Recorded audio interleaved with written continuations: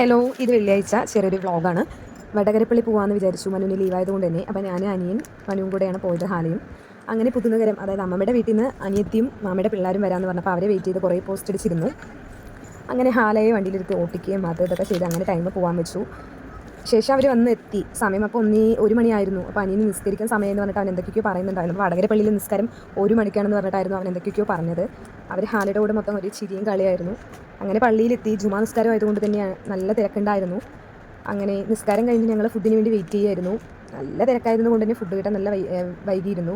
ബിരിയാണി ആയിരുന്നു, മട്ടൻ ബിരിയാണി. അങ്ങനെ ഫുഡ് കഴിക്കുമ്പോഴും നല്ല കോമഡി ആയിരുന്നു. കാരണം കുറേ നേരം പ്ലേറ്റും കൊണ്ട് വെയിറ്റ് ചെയ്തിട്ടിരുന്നു. അങ്ങനെ അവിടെ നിന്ന് ഇറങ്ങി. ഇങ്ങനെ മനു പള്ളിയുടെ മുന്നിൽ കുറേ കടകളുണ്ടായിരുന്നു. അപ്പോൾ അവിടെ നിന്ന് അത്ര വാങ്ങണമെന്ന് വിചാരിച്ച് അവൻ അത്ര വാങ്ങിക്കൊണ്ടിരിക്കുകയായിരുന്നു. കുറേ കയ്യിലെടുത്ത് തിരിച്ച് മറക്കുന്നുണ്ടായിരുന്നു.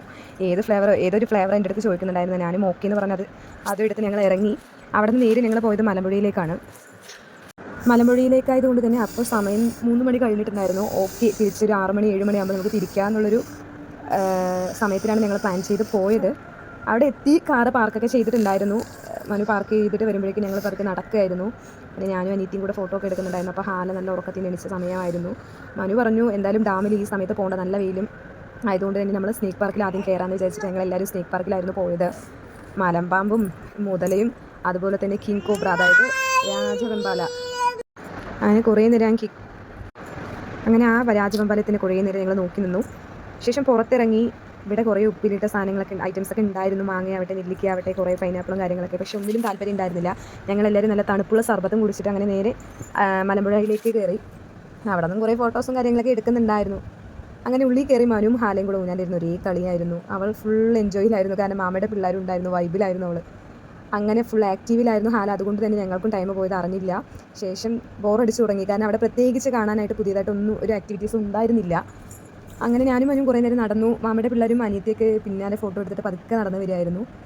അങ്ങനെ ഡാമിലേക്ക് തൂക്കുപാലത്തിലേക്ക് പോകാമെന്ന് പറഞ്ഞ് പോകുമ്പോഴാണ് ഷട്ടറൊക്കെ ഓപ്പൺ ആയിരുന്നു. ബട്ട് സമ്മർ സീസൺ ആയതുകൊണ്ട് തന്നെ വെള്ളം വരുന്നുണ്ടായിരുന്നില്ല.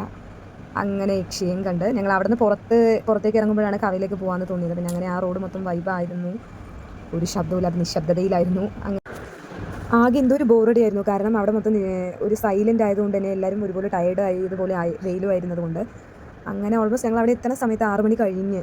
അങ്ങനെ ഞങ്ങൾ അവിടെ ഇറങ്ങി. അവിടുത്തെ വ്യൂ പോയിന്റിൽ നിന്ന് കുറേ സെൽഫിയും കാര്യങ്ങളൊക്കെ എടുത്ത് അവിടെ നിന്ന് തിരിച്ച് ഞങ്ങൾ പോയത് പുതുനഗരത്തിലേക്കായിരുന്നു. അനിയത്തിയെയും മാമയുടെ പിള്ളേരെയും അവിടെ ഇറക്കി വിടാനായിട്ടായിരുന്നു ഞങ്ങൾ പോയത്. അങ്ങനെ അവരെ ഇറക്കി വിട്ടതിന് ശേഷം ചിക്കൻ ഫ്രൈഡ് റൈസ് വാങ്ങിച്ചിട്ട് വീട്ടിലേക്ക് വന്ന് കഴിച്ച് കിടന്നുറങ്ങി.